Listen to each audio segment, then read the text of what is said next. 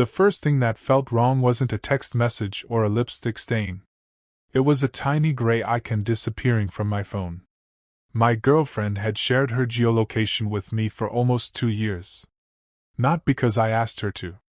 It was something we both did after a road trip when her car broke down in the middle of nowhere. After that, it just stayed on. Then one Tuesday evening, while I was waiting for her to arrive at my apartment, I noticed her location was unavailable. At first I laughed. Technology glitches all the time. But when she arrived 30 minutes later, I casually asked, "Did your phone die?" She looked at me for a second too long. "No." "Why?" "Your location disappeared." "Oh." I turned it off. That was it. No explanation. Just 4 words. I remember feeling something cold settle in my stomach. We had been together for almost 4 years. We talked about marriage. We spent holidays with each other's families. I knew her coffee order, her childhood fears, and exactly how she looked when she lied. Yet somehow I ignored that feeling. Life had been good. Predictable. And I was about to learn how quickly predictable things can collapse. Looking back, the warning signs started months before the location thing. I just didn't want to see them. Her name is Emily. When we met, I was 38 and recovering from a painful breakup. She made everything feel easy. We moved slowly. Then suddenly we were inseparable. My family loved her. My mother called her the daughter she never had. My younger sister invited her to girls' nights more often than she invited me anywhere. For years I thought I had finally found stability. But around 6 months before everything exploded, Emily changed. Not dramatically.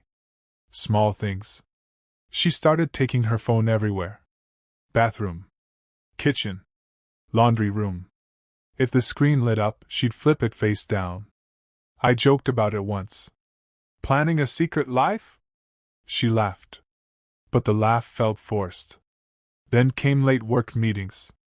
Unexpected weekend errands. Cancelled plans.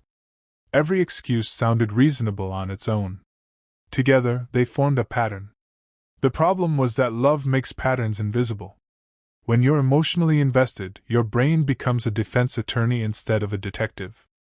Every red flag got an explanation. Every uncomfortable feeling got dismissed. And Emily knew exactly how much I trusted her.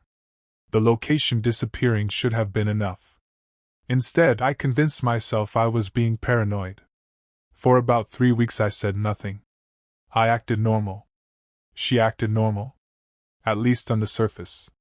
Then one Friday night we were watching television when her phone buzzed. She picked it up immediately.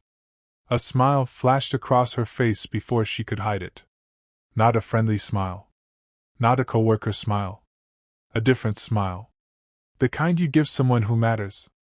Someone exciting. I noticed because she hadn't smiled at me like that in months. "Who is it?" I asked. "Natalie. Her best friend." Simple answer. Yet she locked her phone immediately afterward. The room suddenly felt smaller. I couldn't explain why. That night I barely slept. Around 3 in the morning I woke up and looked at her sleeping beside me. I remember staring at the ceiling wondering whether trust disappears all at once or dies slowly. The next day she left saying she was helping her mother organize old family documents. Hours passed. Then more hours. When I texted her, responses came slowly. Short. Cold. Something inside me kept whispering that I was missing part of the story. I still wasn't ready for the truth. Everything changed because of a receipt. Not some dramatic movie scene. Not a private investigator. A receipt. A week after that Saturday, Emily left her jacket at my place. While hanging it up, a folded paper slipped from the pocket. I almost ignored it. Then I saw the date. The same Saturday she claimed she was with her mother. The receipt was from a hotel downtown. Not a restaurant. Not a cafe. A hotel. 2 guests. 1 room. I stared at it for what felt like an hour. My hands were shaking. I kept searching for another explanation. Business meeting. Family emergency. Anything. I called her immediately. She didn't answer.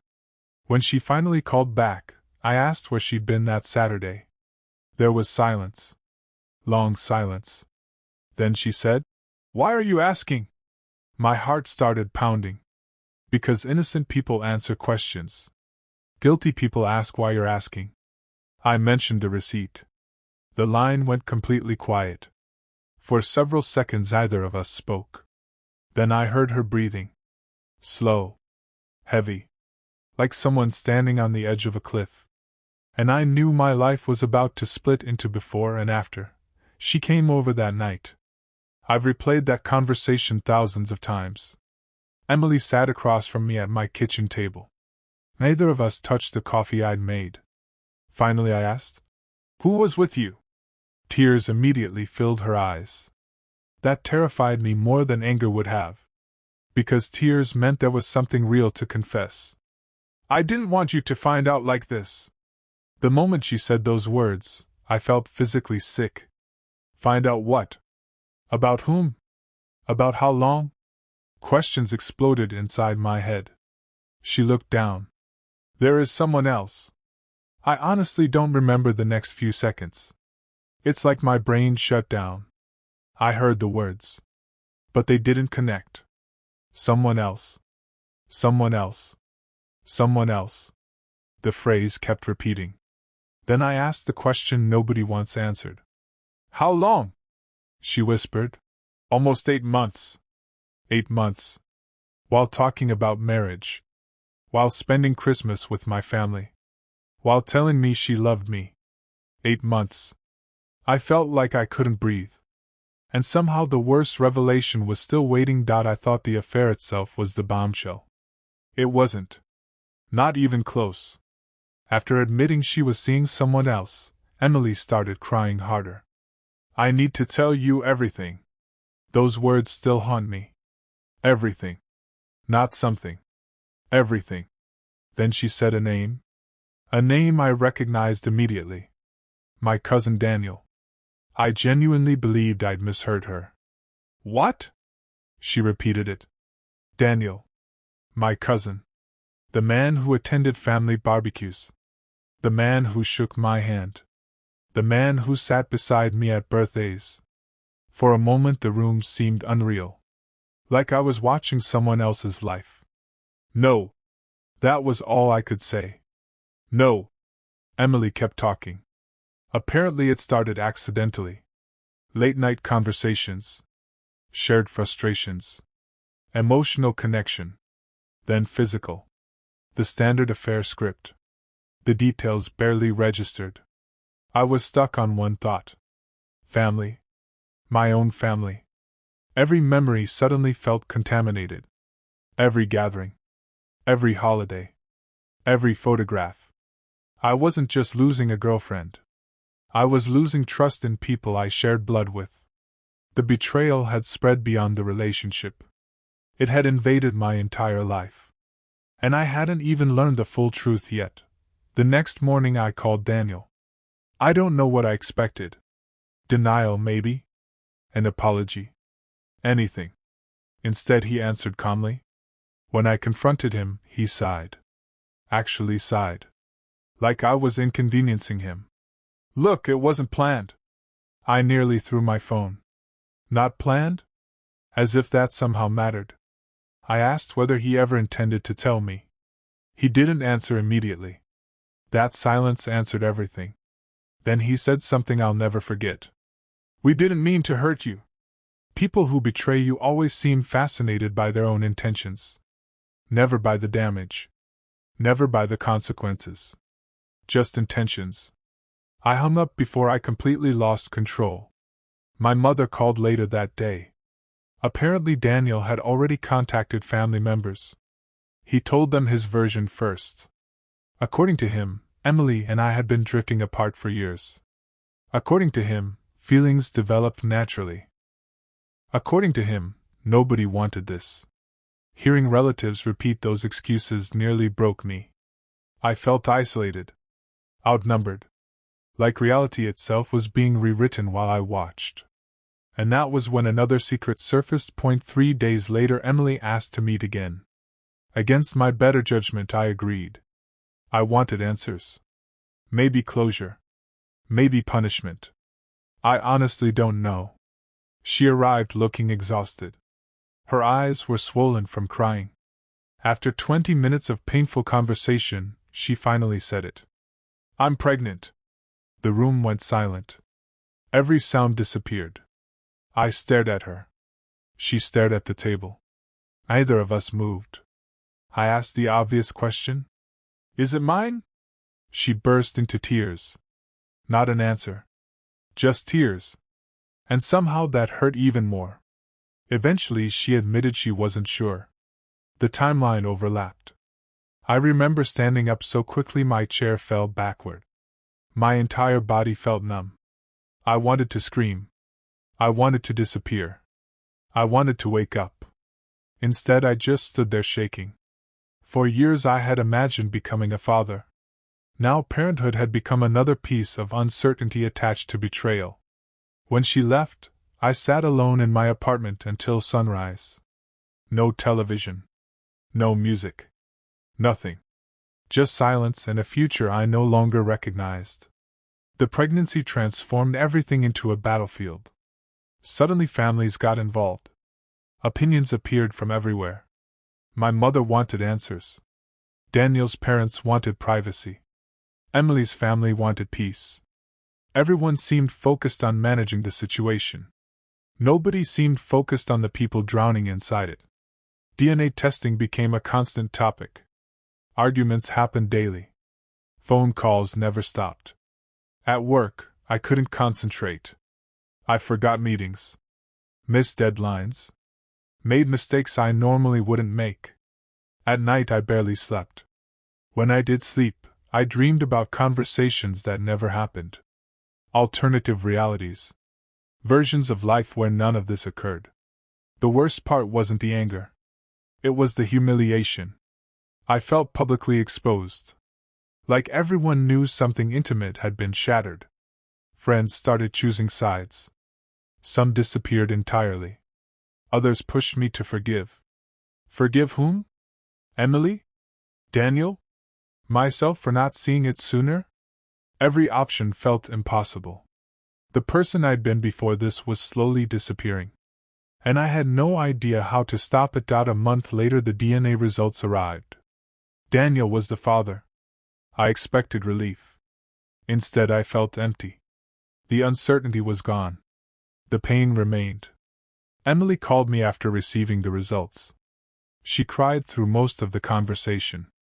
She said she never intended for things to happen this way. Again, with intentions. Everyone had intentions. Nobody had accountability. I listened quietly. Then I told her something I had finally accepted. I don't know who you are anymore.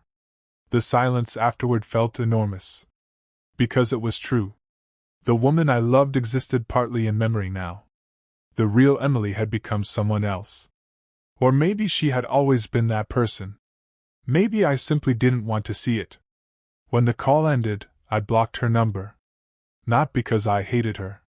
Because I couldn't heal while reopening the wound every day. It was one of the hardest decisions I've ever made. Love doesn't disappear just because trust does. That's the cruel part nobody talks about. You can stop talking to someone while still missing them every morning. The family fallout lasted much longer than the relationship. Some relatives supported me. Others treated the situation like an unfortunate misunderstanding. That hurt more than I expected.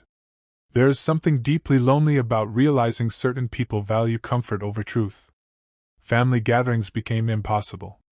If Daniel attended, I stayed home. If I attended, he stayed away. The entire family structure quietly rearranged itself around our conflict. My grandmother cried during one holiday dinner because both of us refused to be in the same room. I hated that. None of this was her fault. Yet she carried part of the burden anyway. Months passed. Then a year. People slowly moved on. At least externally. I didn't. Not completely. Betrayal changes the way you interpret everything. Compliments, promises, affection. Suddenly every interaction gets filtered through suspicion. Trust, once broken badly enough, doesn't simply grow back. It mutates, becomes cautious, defensive, sometimes fearful. I started therapy because I couldn't keep carrying all that anger alone. It helped. But healing turned out to be slower than I imagined. Therapy forced me to confront uncomfortable truths about myself. Not about the affair. About me. I realized how desperately I wanted certainty. How badly I needed relationships to feel safe. I had built entire futures inside my head. Marriage. Children. A home together. All of it existed long before reality caught up. Losing Emily wasn't just losing a person. It was losing an imagined life. That distinction mattered. For months I confused grief with love. I thought I missed her. Sometimes I actually missed the future I'd planned around her. Recognizing that helped. A little. I also had to face another painful fact. The red flags were real. I saw them. I ignored them. Not because I was stupid. Because I was afraid of what they might mean. Denial can feel safer than truth. At least temporarily. Eventually, though, reality collects its debt. And the interest is brutal. The more I reflected, the more I understood how much fear had influenced my decisions. Fear of loss. Fear of loneliness. Fear of starting over. All the things I eventually had to do anyway. Therapy forced me to confront uncomfortable truths about myself.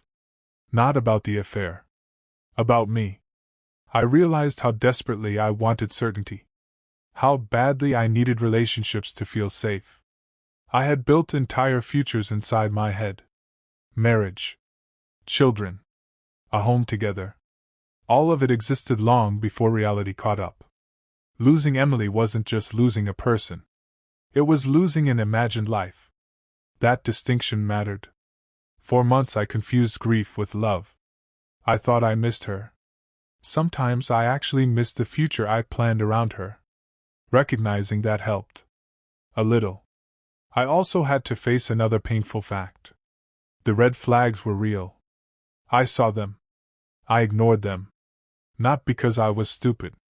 Because I was afraid of what they might mean. Denial can feel safer than truth. At least temporarily. Eventually, though, reality collects its debt. And the interest is brutal.